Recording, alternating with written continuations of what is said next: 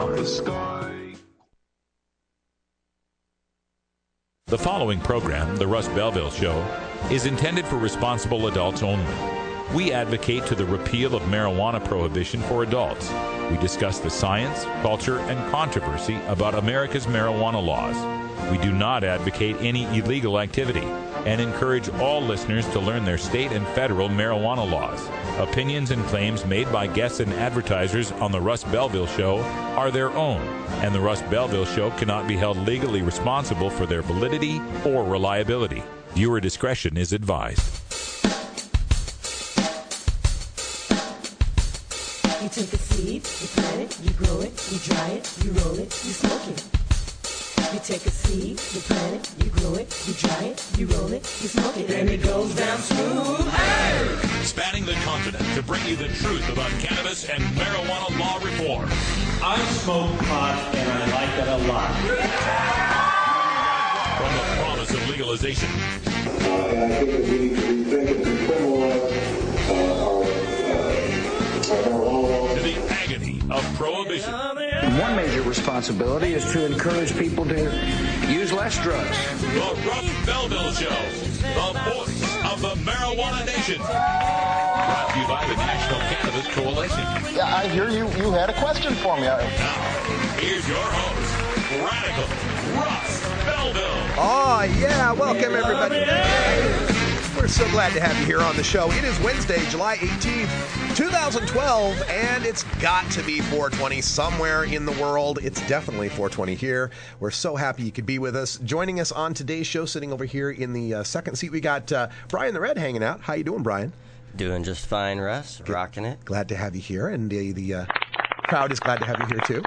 Sitting in the engineer seat today, we got Wiz Khalico hanging out. Aloha, everybody. I'm glad to be here. And the reason why Wiz Khalico's in the engineer seat today is because we have a missing engineer, Ganja John, which is understandable because I believe he just turned 13 years old today. 13 years old today. No, that's not 13. I'm teasing, John. 27. He's twice that old. He is twice that old. More than twice that old, and he was out jet skiing. So. Yeah, he's off enjoying himself with Ganja wife, having himself a little birthday get-together, but he did say he's going to try to make it here by at least hour 2. So yeah, we'll see a little Ganja John later on. Also, from our virtual studio in Grass Story, Oregon, we've got our news director, Cannabis Carrie. Hi, Carrie. Do we have Carrie? We do. I messed up. My bad. There we go. Carrie, you're there. I'm here. Yes, I am. Thank you, Mr. Producer, for putting me on. Very, very good. So Carrie brings us our hemp headlines right here after the first break. Actually, our daily Cannabis Chronicle now. So what do we have in the news? Well, today I've got some celebrity news. Also, we're going to talk about a federal medical marijuana act law that was introduced in Congress this week. And we're going to go to another South American country, or in this case, a Central American country, that is adding to the rising chorus of debates on legalization. So we're going to talk about all that in today's Chronicle today. Yeah, it's kind of funny how your country becomes very interested in ending the war on drugs when there are headless bodies piling up in the streets. That tends to get your attention, I'd say. All right, we'll cover that when we get to the Chronicle right after this first break, and then we go into our daily Toker tunes. Today is Irie Wednesday, and Wiz Khalico is going to bring us that tune today, and I'm excited about this one, Khalico. Tell them about it. Yeah, well, our boys from the Easy Star All-Stars are going to be releasing a new album here next month, their tribute to Michael Jackson's Thriller album, so we're going to play another track off of that they just released. This is featuring Cass Haley, and it's their version of Human Nature. Oh, that's going to be a good one, and we love Cass Haley, too. Absolutely. He's that guy from America's Got Talent, and boy, does he have some talent. He has a lot of talent, absolutely. Also on today's show, everybody knows that on Wednesdays here on the Russ Belville Show, we turn to science, and we're going to talk to Dr. Mitch Earlywine at 5:30. He's from SUNY Albany and one of America's leading researchers on cannabis and its usage. If you've got questions on cannabis history, science, culture, or health, you'll need to call in at 971-533-7111 and get your question answered. You can also get into our chat room at ncr420.com. You can ask your questions that way. We'll get all the latest on cannabis science from Dr. Mitch at 1:30. And then at the end of the show, I've got time for a little radical rant. I'm going to focus my energies on the state of Arizona. And oh my God, the director there of the state medical marijuana program had some amazing things to say about the efficacy of medical marijuana for post-traumatic stress disorder, among others. And I'm just going to tear that apart because, well, it deserves it. Trust me. All that and more coming up here on the Russ Belville Show. And stick around for hour 2, where in Toker Talk Radio, we'll take your calls at 971-533-7111. And all that's coming up next here on the Russ Belville Show. Stick around.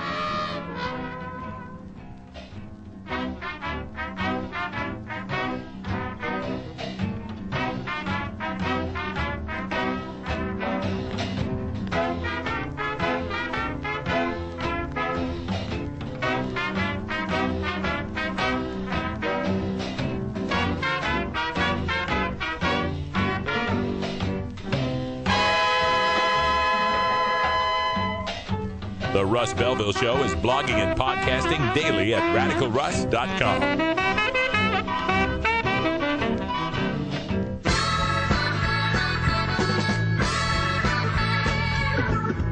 Support the Russ Belville Show. Text the word Russ to 420-420 and connect with the National Cannabis Coalition. You can also send $10 to the Russ Belville Show right from your smartphone. That's Russ to 420-420.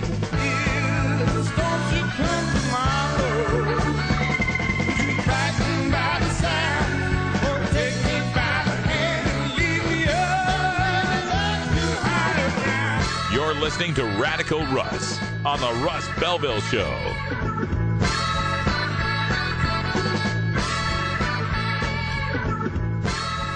Wiz Khalifa's wallet and cell phone are missing again. And Taco Bell's already been searched. We got to look somewhere.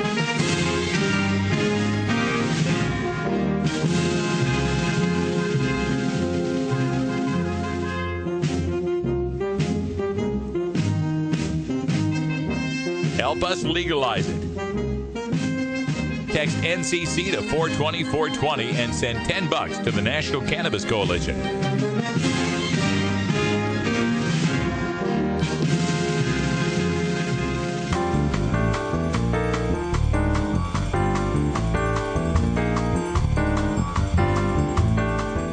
Medical marijuana, industrial hemp, ganja sacrament, consumer cannabis. The topic of marijuana is heating up the news, and the Russ Belville Show catches you up with today's latest headlines. Now, here's our senior news editor, Cannabis Carey, with the Daily Cannabis Chronicle. The countries south of the U.S. border have been supplying many of the drugs that end up on American streets, but they've also paid a heavy price at the hand of drug lords who control the lucrative and illicit substances. Under pressure from the United States, many Latin American and South American countries have crafted their drug policies to appease the U.S. government. But after years of bloodshed and billions of dollars spent on going after rich gang leaders instead of investing in infrastructure, many countries are discussing alternative strategies, including decriminalization and even legalization. The Newswire is reporting that the Central American country of Belize is the latest nation to call on loosening marijuana penalties. Belize's Prime Minister, Dean Barrow, has appointed a committee to evaluate the effects that decriminalizing up to 10 grams of marijuana would have. The current penalties in Belize for marijuana possession of less than 60 grams is punishable by up to 50,000 Belize dollars fine. That equals to $26,000 U.S. and up to 3 years in prison. This in a country where 43% live under the poverty line and the average annual salary is $8,400. Prime Minister Barrow released a statement this week saying that he wants to change the policy because the current laws are cluttering the courts and the prisons. Currently, there are many leaders in South and Central America countries urging decriminalization measures. Guatemalan President Otto Perez Molina has been urging regional leaders to look towards decriminalization efforts to decrease drug gang violence and the power they have over rural areas. Colombian President Juan Manuel Santos, who helped carry out a U.S.-led anti-narcotic strategy as his nation's defense chief up until 2009, has called for a legalization debate last year. And Uruguayan President Jose Mujica has gone as far as supporting a plan for the government to take over and distribute legalized marijuana in his country. Mexico's new president, Enrique Peña Nieto, told PBS NewsHour this month that he wants a debate on legalization and would like to have a broader debate that includes the U.S. Over 47,000 deaths have now been linked to drug-related violence in Mexico since President Felipe Calderon took a military-type approach against the drug cartels beginning in 2006. Peña Nieto will succeed Calderon in December, and Belize said it's taking public comments on their proposal through July 20th. Yeah, like I said at the intro, it's amazing what a focus you can get on ending the drug war when it's on your doorstep, when the violence is happening in your cities, in your countrysides, when the people are terrified, when your police forces are completely corrupt, when your military is backing drug barons rather than supporting the people. This is what you're going to see, and you're going to see all of these. This chorus is just going to get louder and louder and louder from the Central and South American countries and from Mexico as these deaths continue to pile up. And we cannot ignore the fact that this all exists because they all live next door in the same hemisphere with the largest drug-consuming country in the world, the United States. And we just can't get over our little Puritan streak that has a problem with people enjoying themselves with a chemical relaxant, as long as it's not ethanol, right? Ethanol's fine. You can have ethanol, get drunk, fall over. That's all cool. We'll even sponsor the Super Bowl for that. But any of these other drugs, you can really only have them if you're feeling bad and don't want them, right? They're cool with that with medicine. If you're feeling bad and you don't really wish you had to take this pill, then that's okay. We can give you that. But if you're feeling just fine and want to feel a little better, have a little fun, smoke some weed, enjoy some music, have a picnic, whatever, that's a problem. That's a big problem in the United States because some reason, like I said, we have some sort of puritanical streak here that figures if you're taking drugs, you're bad, you're evil. There's some sort of moral decision involved here. Again, except for alcohol. Alcohol's perfectly okay. So we've got to recognize that it's only through our participation in these talks, only if the U.S. gets serious about recognizing that the idea you can stop people from using drugs and that you should stop people from using drugs is a failed strategy from the get-go. You might as well make being gay illegal, right? Some people are gay and they will like to have gay sex, and it's going to happen no matter what law you make. And if you make a law against it, all you're doing is creating gay criminals. The same thing exists with pot smoking. Some people like to smoke pot. Some people will always like to smoke pot. You make laws against it, you just make more criminals who aren't actually committing any crimes. This is we've got to make this change because we cannot continue to see the countries south of us turning into narco states, being run by what are terrorists. And these people truly are terrorists. They are terrorizing their countryside. They are leaving signs and banners hanging off of overpasses, taunting the police. They are hanging burnt, decapitated bodies over these overpasses, dumping bodies in the streets to terrify the population. If we're really serious about this war on terror, we need to take a look at our war on drugs. And A-list celebrity Morgan Freeman gave an interview to Newsweek magazine that's out today where he talked about a wide range of subjects. Freeman has been out promoting his latest summer blockbuster where he plays Lucius Fox in The Dark Knight Rises. Freeman left no question about his opinion on marijuana legalization open when he was asked, saying, quote, "Marijuana? Heavens, oh yeah, it's just the stupidest law possible given history. You don't stop people from doing what they want to do, so forget about making it unlawful. You're just making criminals out of people who aren't engaged in criminal activity, and we're spending zillions of dollars trying to fight a war we can't win. We could make zillions, just legalize it and tax it like we do liquor. It's stupid," unquote. Morgan Freeman has never been shy about his love for marijuana. I found an article he did for the UK magazine The Guardian out in 2002 where he told a reporter that he had given up on cocaine and hard drugs, but he still enjoyed marijuana and had no plans to quit. In that interview, Freeman went on to explain that he thought the burning bush that Moses encountered in the Bible was a biblical reference to the spiritual benefits of cannabis use, adding that he would, quote, "never give up on the ganja," unquote. Morgan Freeman, Russ, a man of his word. Yeah, all right. And for our older listeners out there, folks my age and older, you'll all remember the first time you ever saw Morgan Freeman. He was Easy Reader on the Electric Company. And even back then, I knew the dude was pretty cool. Now, speaking of celebrities speaking out on marijuana, there was another celebrity who spoke out. This was on the David Letterman show last night, and I wanted to bring this up for folks to take a look at it. Roseanne Barr on David Letterman talking about medical marijuana. Check out this clip from The Late Show on CBS. Let me ask you about the medical marijuana. He can't even say it. You know, one thing I want to say is Obama's trying to take our medical marijuana over there in California, trying to send in federal troops to get our medical marijuana. And I'll tell you this, Obama, you'll get my joint when you pry it out of my cold, dead fingers. That's why.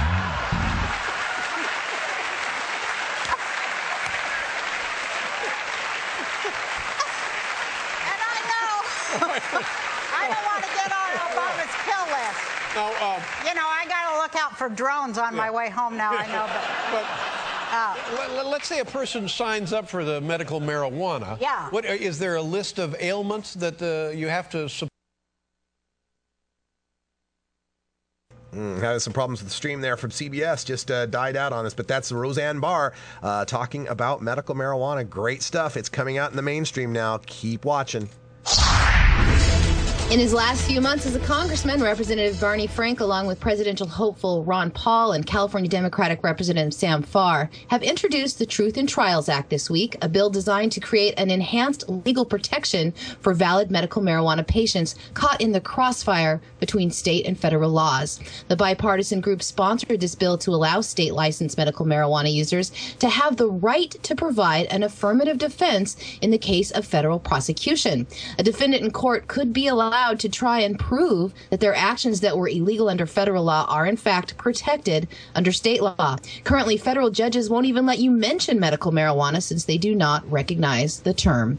A 2005 U.S. Supreme Court ruling, Gonzalez versus Rake, says prosecutors can block defendants' attempts to show that they were compliant with state laws at the time that they were arrested. Now, the legislation's language also states that cannabis plants specifically, so growing plants grown legally under state laws, cannot be seized, and any marijuana or property seized in carrying out federal raids must be maintained and not destroyed in case the defendant can prove in court that the property or marijuana was used in a legal manner according to the state law, and it must be returned. Now, this is just the latest version of the Truth in Trials Act, but it comes as there is a renewed interest in the activities of the feds in light of state medical marijuana laws. Federal raids in the last 2 years have forced the closure of hundreds of medical marijuana dispensaries, and just last week, Oakland, California's largest dispensary, Harborside Health Center, had property forfeiture proceedings taped to their doors by U.S. Attorney Melinda Haig. This was over the objection of the Oakland City Council, who have worked with Harborside for years, building a regulated and tax-paying model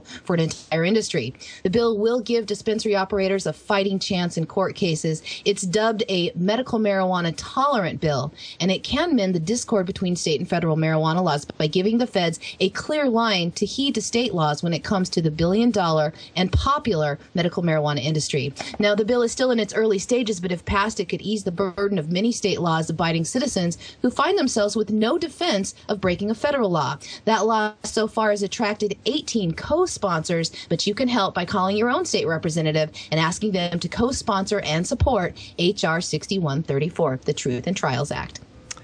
You know, it says something very sad about America that we have to go out of our way to enact legislation to allow the truth to be spoken in court.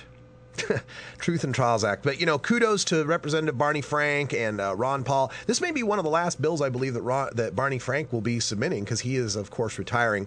And they got 3 Republicans on this, 15 Democrats, 3 Republicans. Bipartisan issue, although we need more Republicans to support this. But really, the federal government has said time and time again, through Eric Holder, through President Obama, that they're not interested in going after people who are legitimately using medical marijuana for serious medical conditions in accordance with state law. If that's the case, then why aren't you letting them mention that when they go to federal court? This Truth in Trials Act would have helped so many people. People like John Ray Wilson, people like Dr. Molly Fry and Dale Schaefer, who are currently serving 5 years in prison in California, even though they were completely abiding by California state law. And they are respectively a cancer patient and a hemophiliac. I mean, we're not talking about someone who's complaining about a backache or something, right? People who are seriously sick people using it in accordance with California law. We've got to get the Truth in Trials Act passed. Check out H.R. 6134 and make it happen. All right, thanks, Carrie, for the news. And in some other updates, we wanted to remind you of a money bomb that's going on for the Culture High. You'll remember that we interviewed Adam Scorgi, the director, and they are currently doing a money bomb campaign today. Kaliko, do you have any details on how they get in touch with that money bomb, what they got to do to connect to that or anything? If you guys go to Kickstarter.com and just search the Culture High, it's on there. I will also be tweeting it out from our Russ Belville Show Twitter. So if you follow us, RB Show 420 on Twitter, I'll have a direct link to there. And you can tweet it out so that you can share it with all of your friends and get everybody involved in today's Money Bomb. That's right. We've got to support the directors. We've got to support the artists that are putting out this positive material for our community, and to show that this is the way the mainstream gets to know us, is by seeing these films. Most people out there, in the mainstream may not know a pot smoker, but they may have a chance to flip through this on Netflix or see it on in a replay sometime. So help them out. Go to Kickstarter.com today. It's 420 back in Idaho, where Russ and Carrie were born. So we have to go connect with our Russ. You know what I mean? Please support these sponsors who support the Russ Belville Show. All right, when we come back, we've got some Easy Star All-Stars and Cass Haley waiting for you in our Daily Toker Tunes. Then at 1/2 it's Dr. Mitch answering your live questions. Stick around. It's the Russ Belville Show. He would sell you South Carolina. Then you know you're talking to that reefer man. The law offices of Omar Figueroa would like to remind you to stand up for your rights. Please do not give up your precious liberties. There's nothing wrong with standing up for our constitutional rights, and in fact, it's the only way to honor the Constitution that recognizes our natural rights. Treat law enforcement with respect and respect the Constitution by standing up for your rights. If you are detained or arrested, stand up for your rights by repeating, "I respectfully invoke all my legal and constitutional rights. I do not consent to any search and seizure. I want to remain silent, and I want to speak to my attorney, Omar Figueroa." Omar Figueroa has more than a decade of experience in federal and California courts and graduated from Yale University, Stanford Law School, and Trial Lawyers College. Please contact the law offices of Omar Figueroa at 415-489-0420 or 707-829-0215, or on the web at www.omarfigueroa.com. Sir, do you think there will or should come a time for us to discuss the possibility of legalization, regulation, and control of all drugs, thereby doing away with the violent criminal market as well as a major source of funding for international terrorism? Thank you so much for your time, Mr. President. Well, I think this is an entirely legitimate topic for debate. Name the time and place, Mr. President. Radical Russ has been prepping for this debate full-time since 2005. The Russ Belville Show.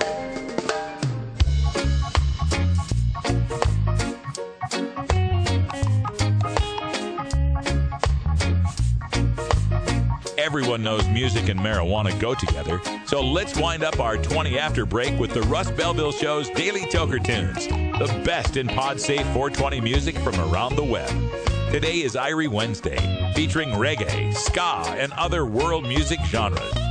You can get downloads and more information about all our Daily Toker Tunes by visiting music.radicalruss.com. Now, sit back and enjoy your Daily Toker Tune.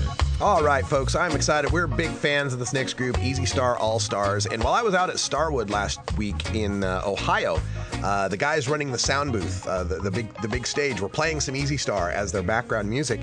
And we got to talking about it, and I mentioned they had never heard of the Sgt. Pepper's Lonely Hearts dub band. So I said, oh, yeah, you got to get that one. They were talking about Radio Dread. Yeah. But they brought up another one, Easy Star, that I'd never heard of. God, I wish I could remember it, though. I can't remember who they covered, but I'll find that out eventually. But anyway, their latest project is really cool, and I'm going to turn things over to Kaliko here because he knows much more about it than I do. He's a big Easy Star fan. Well, so I definitely do dig the Easy Star All-Stars. I got into them originally when I first started smoking pot, and I was going through my Pink Floyd phase, and my friends who were also into reggae music were like, you ever heard this reggae cover of Pink Floyd? And I was like, no, that sounded pretty interesting. You know, on time, they have the clocks ticking and things like that. Instead, it's like bubblers bubbling and bongs Yeah. going and all that stuff. It's great to listen to. Well, they actually have a new tribute album that they're going to release on August the 28th entitled Thriller. Obviously, that means that they're doing a tribute album to Michael Jackson's Thriller. It's going to be released like a day before the 30th anniversary, I believe. Oh. So if you guys go check them out at EasyStarAllStars.net, you guys can preview a couple of the tracks from it. They have just recently released the Billie Jean EP, so it has a few songs on there. Of course, their cover of Billie Jean, as well as a dub version. Then Human Nature, which we're going to play today, which features Cass Haley, originally on America's Got Talent, now on Easy Star Records. An amazing talent, like we were saying. And this is a great song that they did for the new Thriller album. I want you guys to check them out at EasyStarAllStars.net, as well as EasyStar.com for Easy Star Records, of course, the home of The Green, Cass Haley, the Black Seeds, and a few other bands that we listened to on the Irie Island Hour, and a couple that we'll listen to tonight on the Irie Island Hour. And we're also looking forward to, we want to have more of these record labels. We want to promote more independent music, more independent artists. So if you know of a label, an artist, a band, would like to get some exposure right here on National Cannabis Radio, we'd be glad to have you here. So just communicate with me or Kaliko at ncr420.com, and we will make it happen. Let's turn things over to the Easy Star All-Stars now. This is Easy Star All-Stars with Human Nature featuring Cass Haley.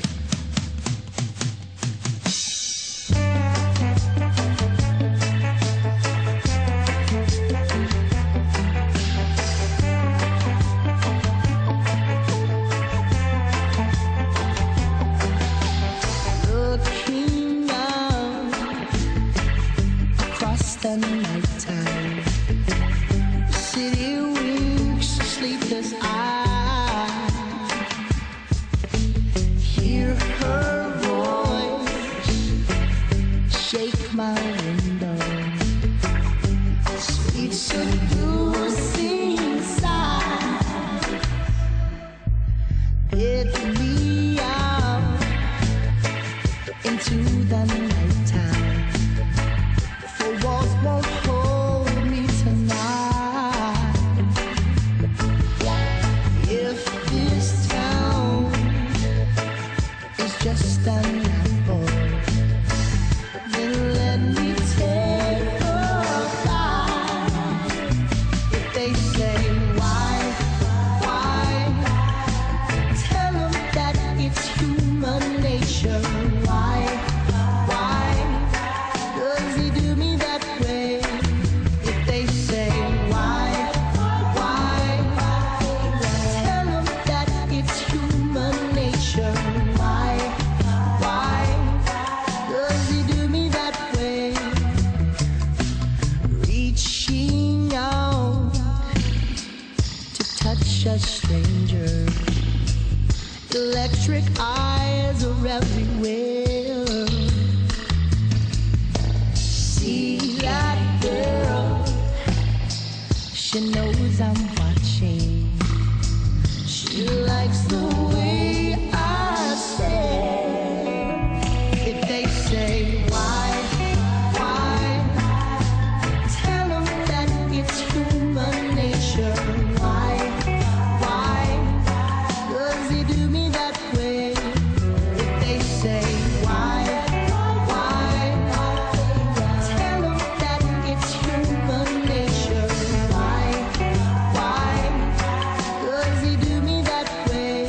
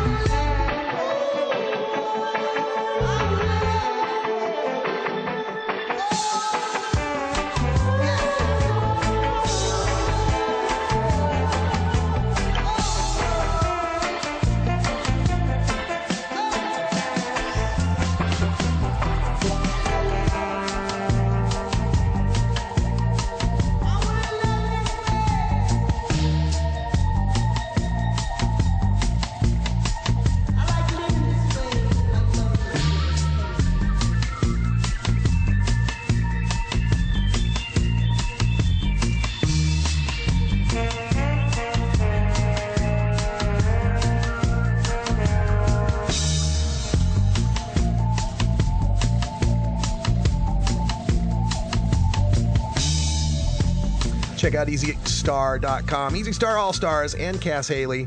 We're right back with Dr. Mitch after this. Stick around. It's the Russ Belville Show, and we'll be right back. Hi, this is Dan Michaels. If you're looking for professional voice talent for your commercial or podcast, I'm your man. Visit danmichaelsaudio.com for more information.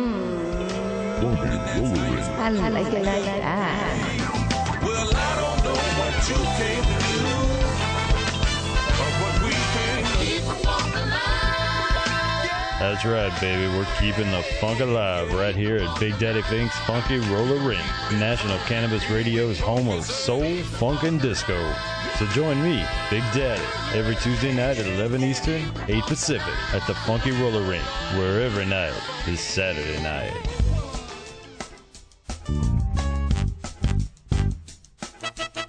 It's time for the Russ Belville Show's Cannabis Q&A with Dr. Mitch Earlywine. Dr. Earlywine is a professor of psychology at the State University of New York at Albany and a leading author and researcher on cannabinoids and health, who pins the Ask Dr. Mitch column for High Times magazine. Get your questions ready in our live chat or call in to 971-533-7111 now.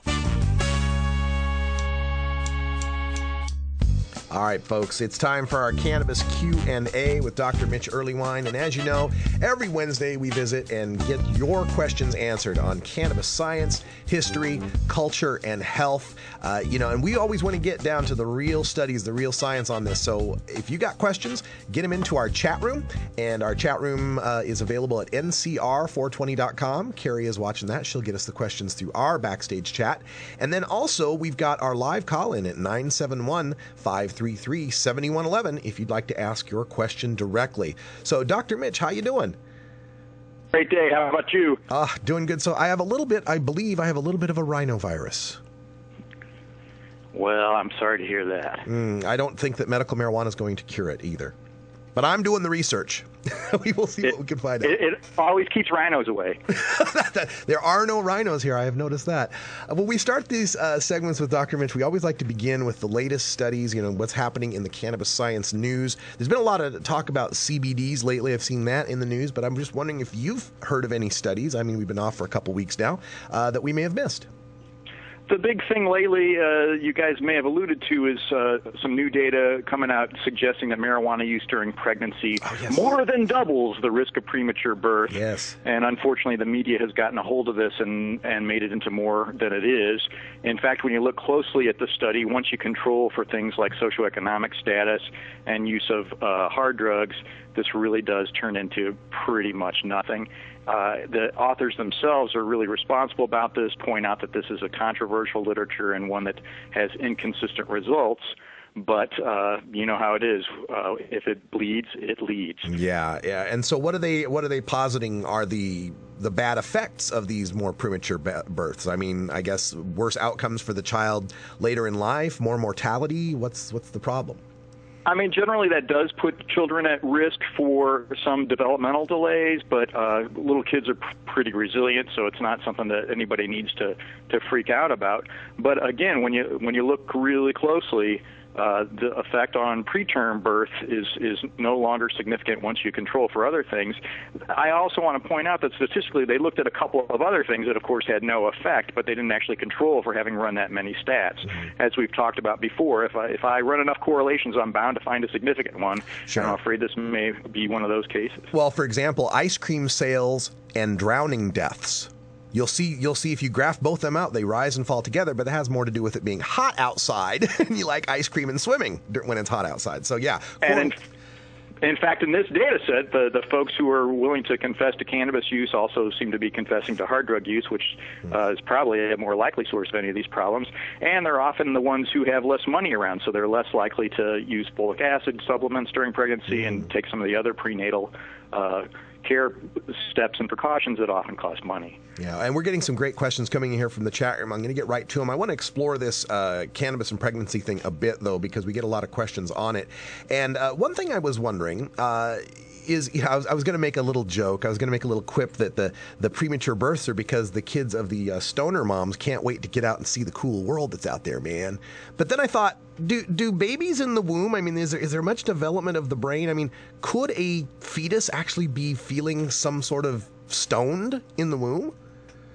Well, because THC can cross the blood-brain barrier, it's also likely to cross the placental barrier, and it turns out that that's the case here. So it's distinctly possible that they would have a subjective sense that's a little different. But I want to point out that the amount that actually crosses is not the same as the amount in the mother's bloodstream. Right. We've talked about this before. We certainly don't want to recommend this, but I'd hate to see somebody essentially turn away from prenatal care for fear that they would be identified as a cannabis user and end up being prosecuted for some kind of child abuse, as we've seen in some of the southern states that have, in a sense, created a real problem for mothers down there. Right. That's the unintended consequence. The do-gooderism that wants to make these laws to protect the children. They fail to take into account that if you are an expectant mother and you have been using cannabis, that, oh, gee, maybe I won't go see my doctor as often, or maybe I won't talk to him as often, or maybe I just won't see a doctor at all, or else they'll take my kid away. And you're diverting women away from these strategies that would help have better pregnancies and better outcomes, right? That's it exactly, and it's a sad, unexpected consequence of this kind of approach. But as we've seen, yet again, paternalism just doesn't seem to work. Even Morgan Freeman knows that. Yeah, there we go. The voice of God himself. And when it comes to, we've got legalization initiatives pending here now in 3 states: Oregon, Colorado, and Washington State. And we always talk about one of the problems in marijuana research is that you can't research with marijuana because of the ethical concerns. You can't take one group and say, all right, you're pregnant, smoke a lot of pot, and then you're not pregnant, don't, whatever, right? You can't do that. Does legalizing marijuana in any of these 3 states change that, change the playground a little bit there as far as what we can do in scientific study? The ethics for random assignment are certainly not going to change. So I'm not going to have a group of women who I choose at random who are pregnant and say, go smoke pot. Nevertheless, I think because stigma will be removed, we'll get much more accurate reports of cannabis use. So there may have been a number of users in the non-user group in this study, of course, because who would want to report an illegal behavior under these circumstances? Mm-hmm. There are other strategies we can use to try to make it more anonymous, but I feel like as the stigma is removed in states like that, we're going to see markedly better work. And as we've talked about time and again with cannabis administration work, oh man, I sure wish I lived in one of those states. Oh, we'll see what we can do for you. We've got a question from our chat room. Kyle wants to know, and he's talking about a panel that took place at one of the High Times events, I believe. And it was a panel on dabs. Again, we talked about this BHO, butane hash oil, using these solvents to get a concentrate of marijuana. And he says during the dab panel, a lot of people were saying that they wanted to see more research on a lot of the different parts of the oil making process. Is there much research being done on the methods of making and the types of butane that are used? Sadly, no, but in some other areas of industry where butane is used, we are seeing some evidence that, exposure can be problematic, particularly in the long term. We also have to, be candid that butane is flammable, and this is not a toy. This is not something you do as an amateur in your basement, because if you don't have adequate ventilation, this could be a real invitation to not only some lung-inflaming inhalation of fumes, but the potential for blowing up your entire house is very, very real. Yeah, and we're speaking with Dr. Mitch Earlywine from SUNY Albany, and we want to remind you that if you don't get your question in here in our chat room, or maybe you just won't want to share with the rest of us, that's cool. You can always email Dr. Mitch by emailing 420research@gmail.com. That's 420research@gmail.com.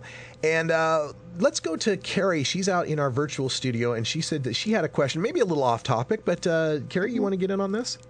Well, I had a question about easing the marijuana withdrawal symptoms. You've talked about that a little bit before. It just seems like when you have to all of a sudden stop smoking marijuana, it sort of seems like it's right around another stressful time, say like there's a death in the family or a sickness in the family where you have to travel somewhere.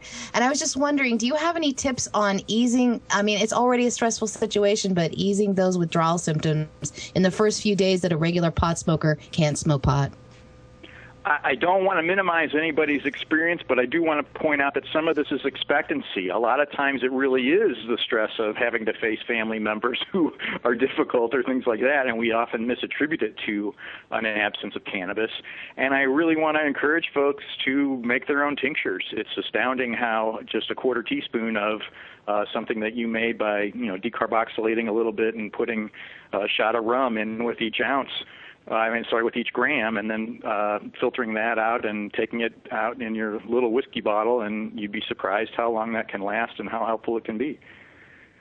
All right. Nice. I was going to say, just a follow-up, what about those that are quitting because of studying for a drug test coming up for employment? I've been telling my friends to drink a beer, but that doesn't seem like good advice.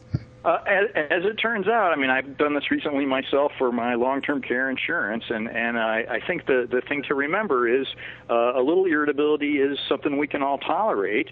If you're understanding to yourself and self-compassionate a bit on this, not expecting too much of yourself on those initial days, it's completely a doable thing. This is not a serious kind of thing like kicking heroin or something like that. And I think if we go in with that expectation, we're going to have a much easier time.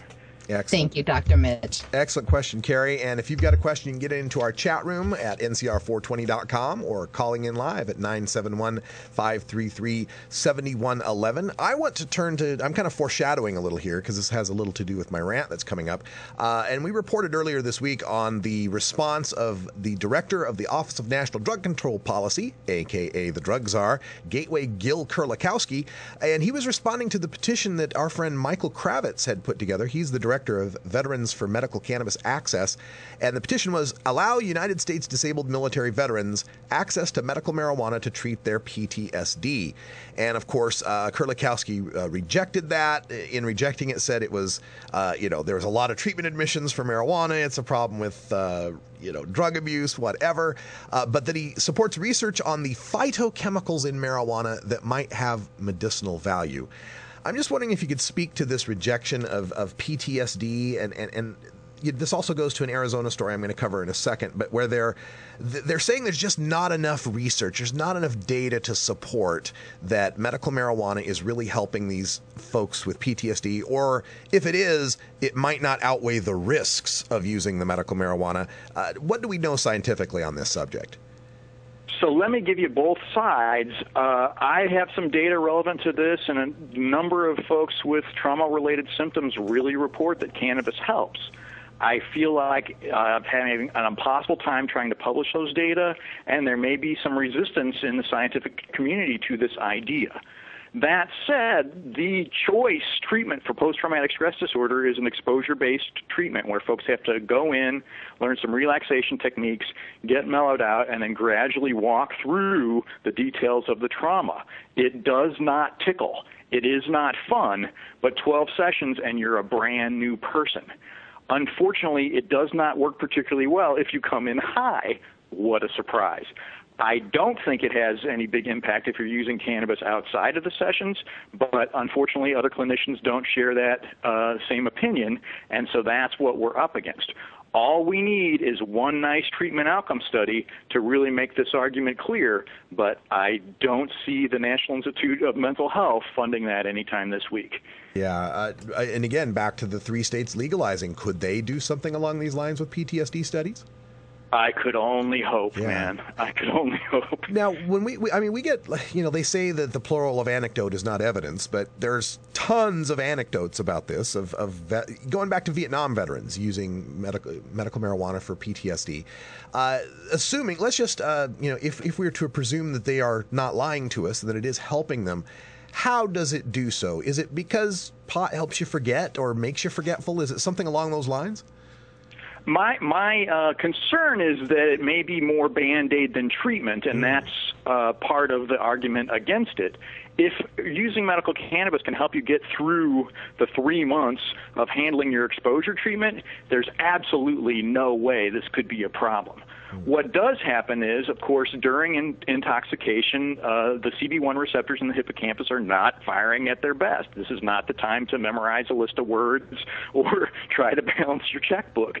But unfortunately, a lot of folks with PTSD, the re-experiencing and the nightmarish sort of thoughts and intrusive intrusive thoughts are allayed by cannabis, but unfortunately they eventually require higher and higher doses and more frequent use until they're basically spending every single day kind of medicated morning, noon, and night, and it doesn't necessarily lead to the kind of progress we would hope for that you would get in an exposure treatment, because it can often just encourage avoidance of those sorts of areas or those domains in life. Sure. I guess this could be somewhat analogous to use of painkillers, where it goes from, when you have the pain, you really needed it, but after a while, the pain went away, but you're still using the drug. Is that kind of?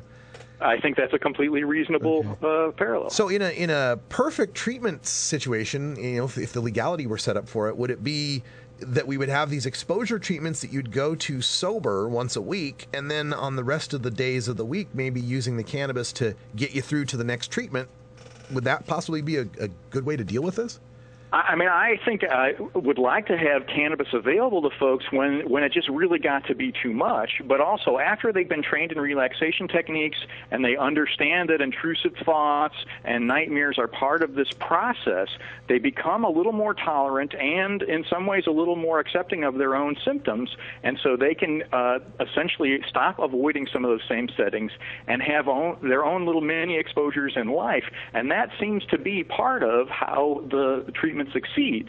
And so cannabis as sort of an adjunct, much the way we have pain management techniques that involve meditation, relaxation, stress management, time management, we would have something comparable for PTSD, and then they could actually use cannabis for fun. Oh, well, we're always trying to make that change, trying to make this world a better place that we can take full advantage of all of the possibilities to alleviate human suffering and deal with these illnesses. And it's just, it's so frustrating that one of the best possible tools we have out there in the pharmacopoeia is being denied to us, this medical cannabis. We'll keep fighting for it. And Dr. Mitch, thank you for helping us fight for it and giving us the true information we need. You can always email Dr. Mitch at 420research@gmail.com. And we'll talk to you again next week. Thanks so much for helping us. Thanks for all your good work. When we come back, some Radical Rant. I'm going to talk more about this PTSD and more. Stick around. It's the Russ Belville Show.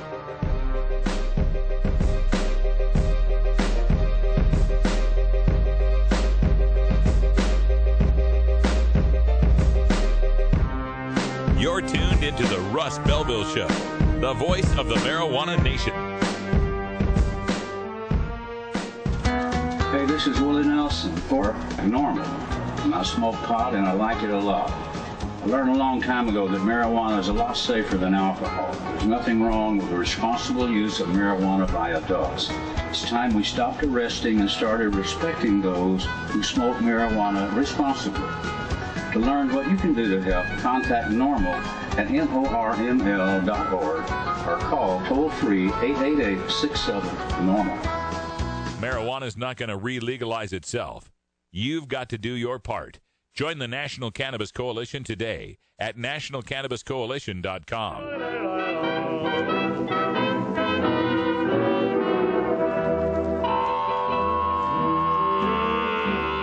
The Russ Belville Show brings you the best in daily toker tunes every weekday. Each day features a different genre, including Roots Monday, Folks, here's a story about Minnie the Moocher, Electric Tuesday, Irie Wednesday, Summer ganja planter, call me the ganja farmer. Groovin' Thursday, Do you wanna get high?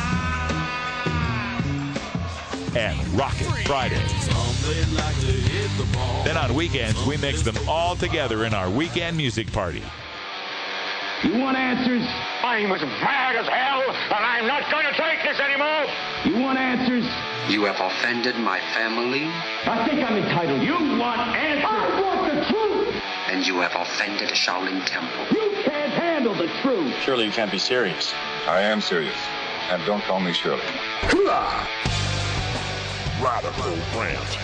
All right, welcome back. Like I promised, I got to talk a little bit more about post-traumatic stress injury.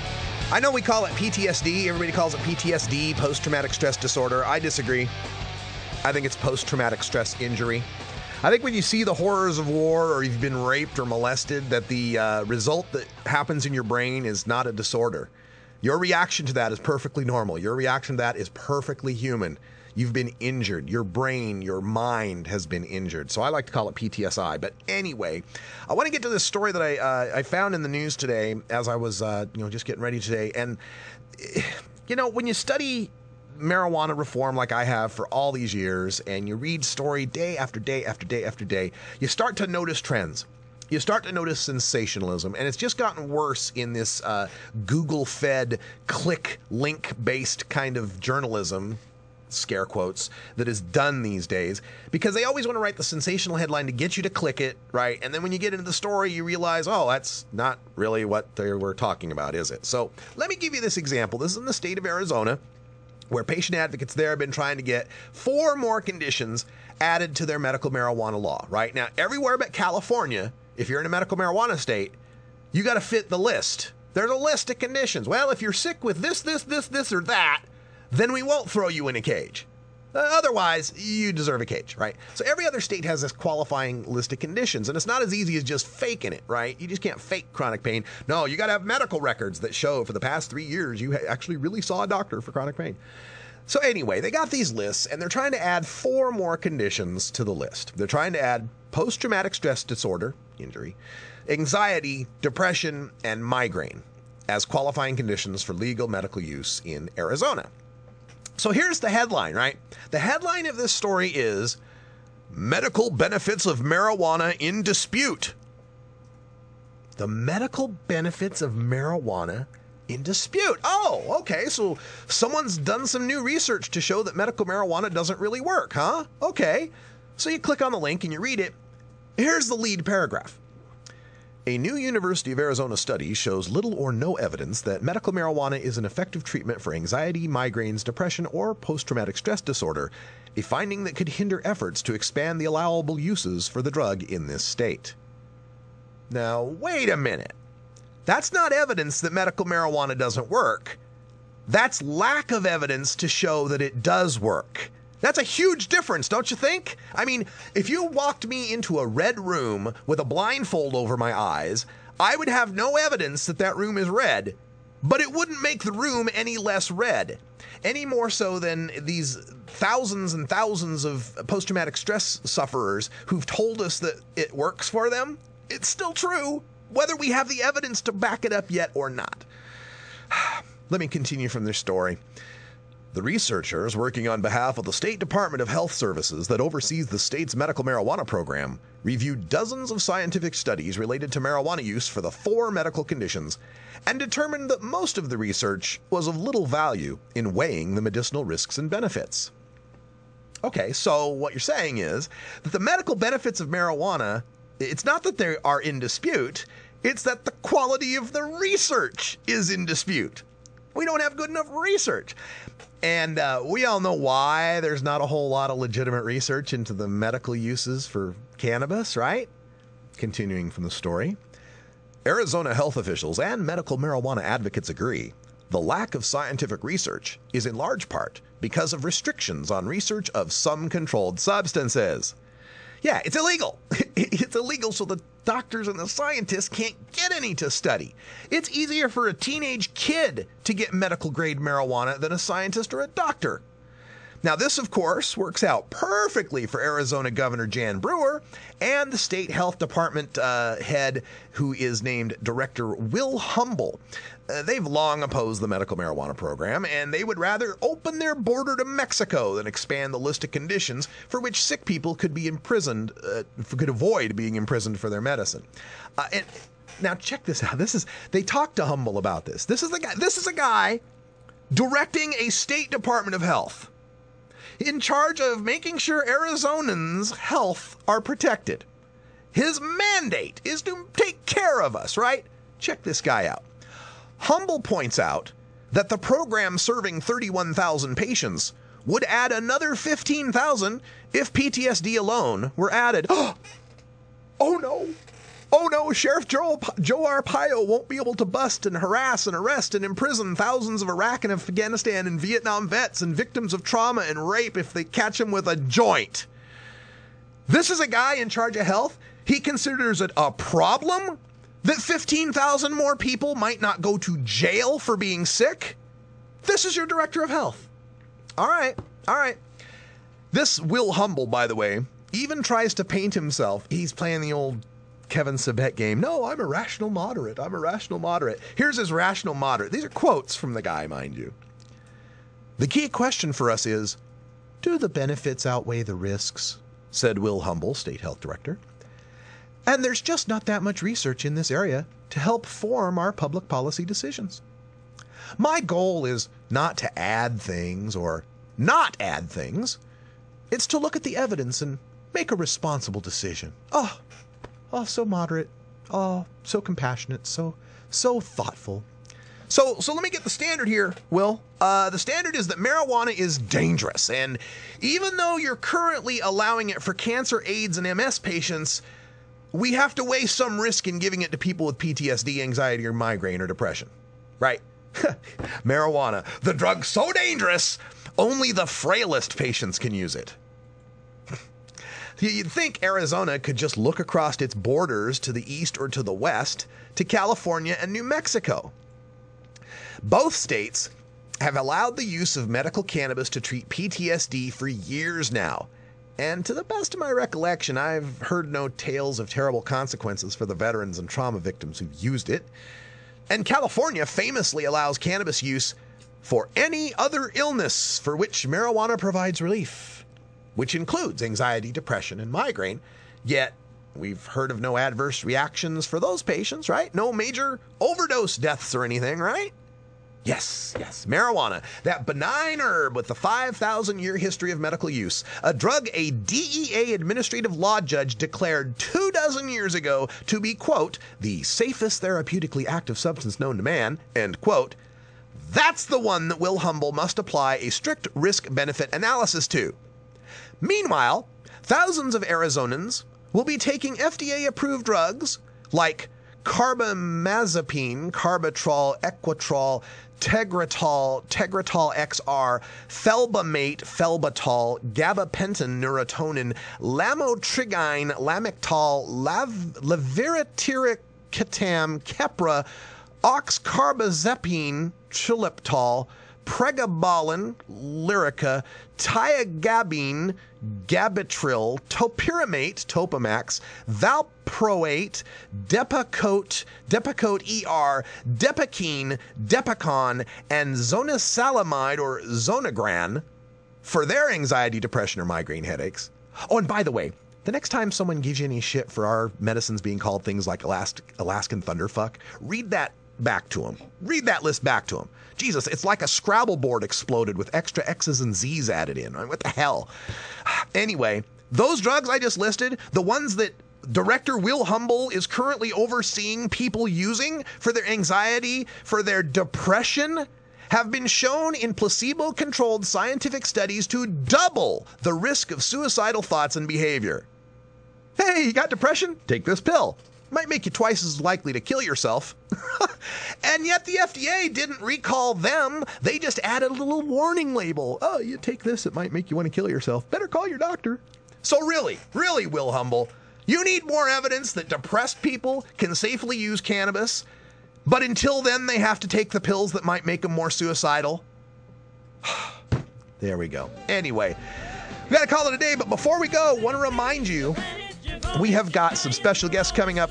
At the end of this week, we got Steve D'Angelo on Friday joining us from Harborside Health Center. We'll talk to him about the civil asset forfeiture proceedings by U.S. Attorney Melinda Haag, the precog.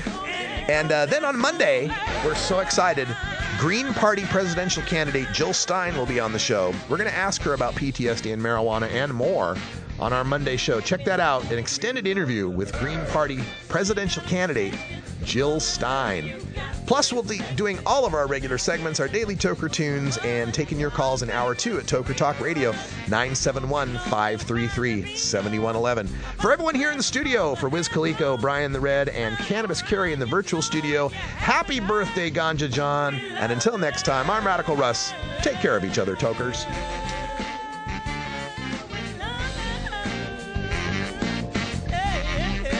This is the Russ Belville Show. The Russ Belville Show is blogging and podcasting daily at radicalruss.com. you grow it, you dry it, you roll it, you smoke it. You take a seed, you plant it, you grow it, you dry it, you roll it, you smoke it. You take a seed, you plant it, you grow it, you dry it, you roll it, you smoke it, and it goes down smooth.